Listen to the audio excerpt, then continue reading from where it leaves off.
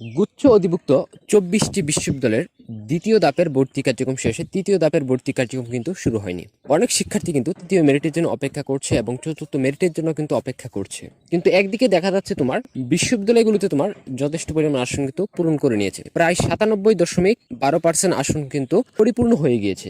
আর মাত্র অল্প সংখ্যক আসন ফাঁকা রয়েছে এবং এই অল্প সংখ্যক আসনে কিন্তু খুবই অল্প সংখ্যক শিক্ষার্থী কিন্তু ভর্তি হওয়ার জন্য সুযোগ। যদি কোনো শিক্ষার্থী ভর্তি বাতিল না করে অথবা কোনো শিক্ষার্থী যদি বিশ্ববিদ্যালয় পরিবর্তন না করে সেক্ষেত্রে কিন্তু আসন ফাঁকা হওয়ার কোনো সম্ভাবনা নেই। তাহলে কিন্তু যতটুকু আসন ফাঁকা রয়েছে ঠিক ততটুকু আসনে কিন্তু শিক্ষার্থী ভর্তি নেওয়া হবে। তবে একটা বিষয় এখনো কিন্তু বাকি রয়ে গেছে, কৃষিগুচ্ছের ভর্তি পরীক্ষা এখনো শুরু হয়নি। কৃষিগুচ্ছে অনেক শিক্ষার্থী কিন্তু ভর্তি হবে এবং গুচ্ছে থাকা অনেক শিক্ষার্থী ভর্তি হওয়ার পরও কিন্তু পরবর্তীতে দেখা গেল গুচ্ছ অধিভুক্ত ২৪টি বিশ্ববিদ্যালয়ে সে যে সাবজেক্টটি পেয়েছে সেই সাবজেক্টটি তার পছন্দ হয়নি, কিন্তু তারপরও সে ভর্তি হয়ে গিয়েছে। দেখা গেল কৃষিগুচ্ছে পরীক্ষা দেওয়ার পর সে ভালো একটা সাবজেক্ট পেয়ে গিয়েছে, পরবর্তীতে সে কিন্তু গুচ্ছ অধিভুক্ত ২৪টি বিশ্ববিদ্যালয় থেকে ভর্তি বাতিল করে কিন্তু সে কৃষিগুচ্ছে চলে যাবে। তো সেই ক্ষেত্রে দেখা যাবে গুচ্ছে কিন্তু আসন ফাঁকা হবে। তবে সেই ফাঁকা আসনে কি শিক্ষার্থী ভর্তি নেওয়া হবে কিনা সেই বিষয়টা কিন্তু পরবর্তীতেই জানা যাবে। অবশ্যই বিশ্ববিদ্যালয় কর্তৃপক্ষ জানাবে যে তোমাদের পরবর্তীতে আসন ফাঁকা হলে কি শিক্ষার্থীদেরকে ভর্তি নেওয়া হবে কিনা। যদি বিশ্ববিদ্যালয়গুলোতে পরবর্তীতে যথেষ্ট পরিমাণ আসন ফাঁকা হয় বা শিক্ষার্থী ভর্তি নেওয়ার মতো আসন ফাঁকা হয় সেক্ষেত্রে কিন্তু পরবর্তীতে তোমাদের আবারও কিন্তু ভর্তি নিতেও পারে। তবে সেই বিষয়টা তোমাদেরকে ক্লিয়ারলি ভাবে বলা যাবে না। তো আজকের ভিডিওতে চলো জেনে নিই যে তৃতীয় মেরিটের রেজাল্ট কবে দিতে পারে বা তৃতীয় মেরিট কবে প্রকাশ হতে পারে সেই বিষয়টা চলো এক নজরে দেখে নিই।